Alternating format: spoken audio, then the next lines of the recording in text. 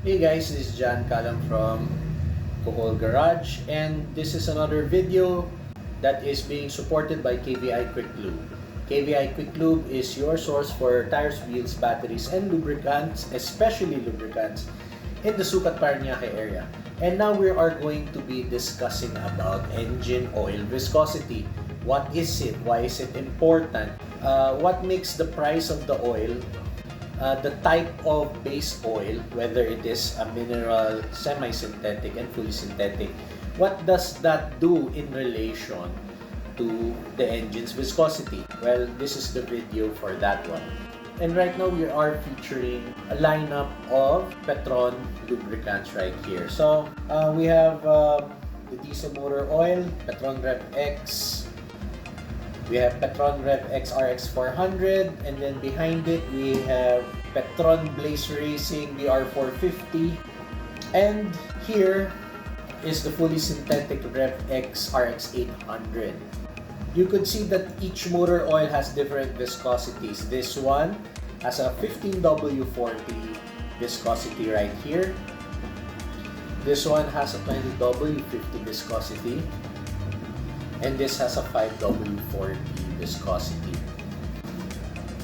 Alright, so this one, among the oils that we carry, this is usually the thickest available, the 20W50. This is usually a gasoline rated viscosity, common with other motor oils for gasoline powered vehicles of vintage 80s, 90s spec. And then this is the normal premium motor oil. Premium multigrade, so they say, as Petron calls it. And this is also a premium multigrade oil for diesel engines. And this is the typical starting multigrade viscosity, 15W40. And then for the fully synthetics, usually viscosity drops down. The cold viscosity. I will explain what 5W or the W rating means. So guys, what is viscosity? Viscosity is basically a fluid, any type of fluid's function of its ability to flow. So the more viscous a liquid, the harder it is to pour out from a vessel or a container. So the less viscous, the easier it is to pour. So when you would imagine pouring water, it flows away from the bottle or from the cup in a very high rate. But let's say grease, for example, like grease like Petron MP3 multi-purpose grease over here. So even if I open the lid, you can see it's grease. You can see that it is highly viscous. Even if I pour the tub completely vertical, it does not pour out. But if this was like filled with water or something, it would easily fill out. But with motor oils, they have different grades of viscosity, and the function is basically the same. The higher the number, the more viscous it is. The lower the number, the less viscous it is, or the easier it is to flow out of the bottle and to move around the engine. But if you notice with these motor oils, let's go with this one first. You can see at the bottom over here that it is a 5W40 motor oil. Okay, it has two viscosity ratings. For laymen like the most of us right here, including myself, what we just have to know is that these two numbers are derived from two different tests. But one test measures an engine oil's viscosity on cold climate or cold temperatures. That's why there's a W. The W in 5W represents winter. So this is a cold measurement of the viscosity of a motor oil. And then the one preceding that, the dash 40, that is corresponding to an oil that flows on a higher temperature. They actually test the hot temperature at 100 degrees centigrade. So these represent two separate tests, these multi-viscosity numbers. One is good for cold climate at about 0 degrees Fahrenheit, and the other one is, I think, if I'm not mistaken, 100 degrees Celsius tested. So this really represents how the oil flows on different temperatures when the engine is stone cold, especially during cold starts, and how it responds also when it's already at its operating temperature.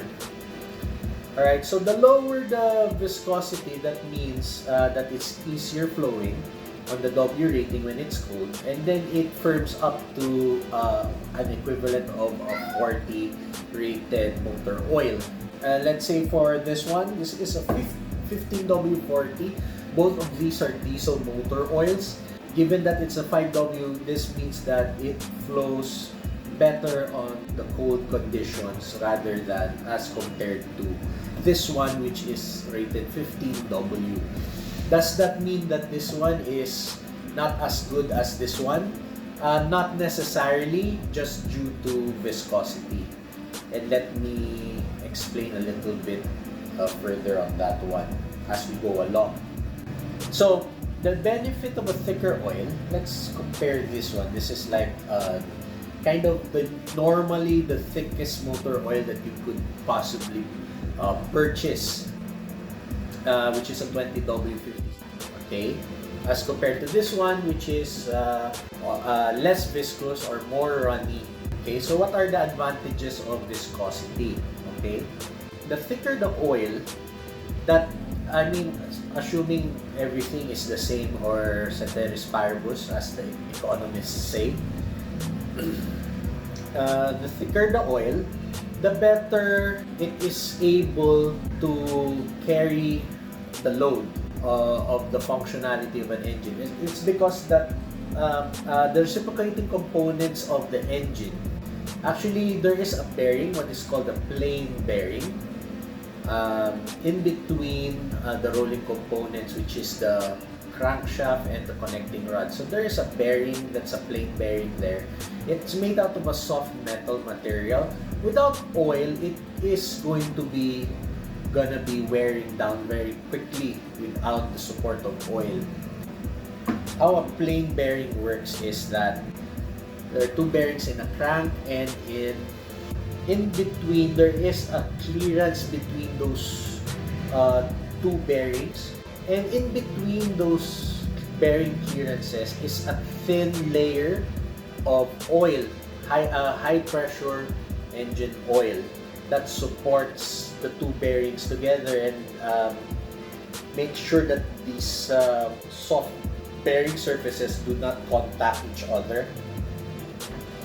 Okay, so oil very much helps out in the rotating ability of these plain bearings and for your engine to continue its operation for several 100,000 kilometers without these things contacting. Okay, so the higher the viscosity of oil, the more it can sustain the pressures in between the two bearing surfaces. You kind of need very thick motor oil to sustain that pressure from the combustion pressure, pushing down on the connecting rod, pushing down on the bearing surface between the crank and the connecting rod, and also pressing down against the crankshaft and the block itself. So those are extreme pressures. If you're having very thin motor oil, it's not going to be able to sustain that pressure, and it will collapse. It will contact those very soft plain bearings, and then you will really destroy your engine. But if you have some thickness in between, that's gonna cushion the combustion forces inside the engine. So that's the thicker the oil, the better it is that it can cushion those forces. The thinner the oil, it does not cushion as well. However, the thinner the oil, the more oil can go around the engine. If you are not aware, there is oil that collects in the bottom of the engine, which is pumped by the oil pump to travel all around the engine, on the bearings, on the valves, on the crankshaft, on the camshaft, and all these various orifices in and around the engine. And the passages in and around the engine are not necessarily huge. Alright, so the oil has to flow in and around the engine very well. If the oil is so thick, again, if you're just like put grease inside your engine, it's not gonna flow. And again, you're not gonna get oil in those critical points in between the bearings, like what I said earlier. So, with oil and viscosity, it is a balance between the load carrying capacity of the oil versus its ability to flow in and around the engine. And there is a compromise, a happy compromise in between, which is normally dictated by your car's engine manufacturer. On the service manual, again, the manufacturer will recommend a certain viscosity range depending on the climate that you are operating the engine in. But again, since we're in the Philippines, we're not temperate, we're in a tropical climate, so we're kind of in the hot side. My professional opinion is to err towards the higher end of the viscosity range because again, in a tropical country, we kind of need a thicker oil because so it will flow anyway and then we'll get all the protection. I also want to mention that an engine oil's viscosity is a function or an inherent quality of the base oil. Alright, whatever your base oil is, whether your base oil is a mineral oil, is a semi-synthetic oil, or a fully synthetic oil, the oil manufacturers or whoever refines and blends these lubricants have the ability to set whatever viscosity they want, even regardless of what base motor oil they use. Okay, let's say for example, okay, let me take out this one and let me take out this one. This is a 10W40 X-Tier motor oil and this is a 5W30 Valvoline Dura blend. Alright, these both are synthetic blends, or what as we say, semi-synthetic. We can see that since both use similar base stocks, because again, these are rated to be semi-synthetic. But you can see the manufacturer or the blenders specify different viscosities. So they have the ability to set it up depending on their positioning, their marketing, or the requirements of the manufacturers that order from them as factory fill, and so on and so forth. So why go for synthetic motor oils versus just a plain mineral or a semi-synthetic? Why do we bother going for fully synthetic, given the fact that these refineries and blenders can give us whatever motor oil we want from whatever base stock? Okay? The reason is a concept called viscosity index. Viscosity index is an index comparing the change of viscosity versus change in temperature. So what does that mean? The higher a base oil has with regards to viscosity index, the less viscosity change is present given a certain temperature increase. That you could be assured when you use fully synthetic oil that it is more stable in its characteristics given the engine's whole operating temperature cycle versus premium multigrade or mineral based oil. So that's why people and car manufacturers specify more often than not fully synthetic oils in modern, high-performance, premium vehicles that are available in the market. Even my daily driver factory fill is a fully synthetic oil. And finally, you know that these are gear oils, right? So these are for manual transmissions. So this is the GHTP. This is gear oil, 75W90 GL5. And this is regular gear oil SAE90. I brought this out is I want you to notice that here below it also has a viscosity rating. This is 75W90. Alright, if you look 75W90, then you compare, if you just look at the raw numbers, you would think like, hey, this is way thicker a lubricant than this one, because this is 75W and this is just 15W. So this is like what, 5 times thicker. When you do a shake of either lubricant, you know, you're not an expert, like, well, I'm not an expert, but in my untrained field, they shake very similarly, and that always got me thinking, what's the meaning of this 75W 90 versus this 15W 40? Unfortunately, gear oil and motor oil, the viscosity ratings are measured differently. There are different testing standards for gear oil versus motor oil. A very quick Google search revealed to me a chart that compares gear oil viscosity to motor oil viscosity. So basically, very roughly, these two motor oils have very roughly the same viscosity. So what's the difference between gear oil and motor oil? They are not interchangeable. Not necessarily because of the base oils, but more on the additive packages that are inbuilt with these ones as mixed together by the blender or the refiner. Motor oils have additives that act as detergents and dispersants that essentially work to clean inside of the engine. That part is not existing in gear oils, because not necessarily that there will be much exposure to outside elements and elements like gasoline and diesel and air inside the crankcase area.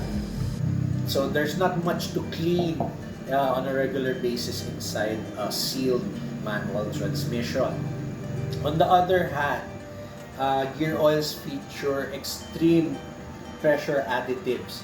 What that means is that these are additives that very much help in the oil's load capacity as compared to motor oil. Why they put that in gear oils versus here in motor oils is that in gear oils there's no pressure. Oil is just being mixed around, so there's no pressure. It's just the raw oil just splashing about inside, being kicked around by the gears. And so to protect the gears, the teeth of the gears, the oil itself has to be kind of strong and have that film strength to avoid excessive wear in between the gears. So that's why they put specialized additives, or what they call extreme pressure additives, in these gear oils. While those additives are not so much important in motor oils, is because gasoline engines have a pressurized oil system. So there is a oil pump that distributes the oil around, and that operates at a surprisingly high pressure. So the more pressure there is, the more capacity it has again to bear the load between bearings and whatnot. And so having those specialized additives or what they call extreme pressure additives are not necessary for motor oils as compared to gear oils. But very surprisingly, a fact that I just learned now is that these two have very similar viscosities. So, but obviously we're not gonna be using this in the crankcase, and we're not gonna be using motor oils in gearboxes anytime soon. But there's one exception to that. I know of one brand, Isuzu, that requires not gear oil for their transmissions, but motor oil for some reason. So that kinda also threw me off when I was researching about the Isuzu Crosswind, but their gear oils are actually motor oils for whatever reason. So yeah, anyway, that's just one weird factoid about that. That's it for this video. I hope you guys learned something new, and I've surely learned a little while researching this. And if you have any questions or constructive criticisms or positive comments, please do let us know here on our comments section here in this YouTube video. And if this is content that you like, please do like and subscribe.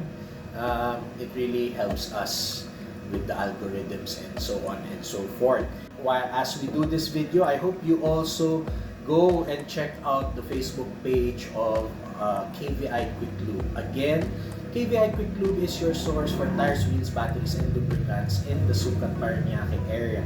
It's facebook.com/kvi.Quiklube. So again, my name is John Calum from Kuhol Garage. I hope to see you guys in the next sets of videos that we will be putting out. Alright? Thank you, God bless, stay safe, and ciao.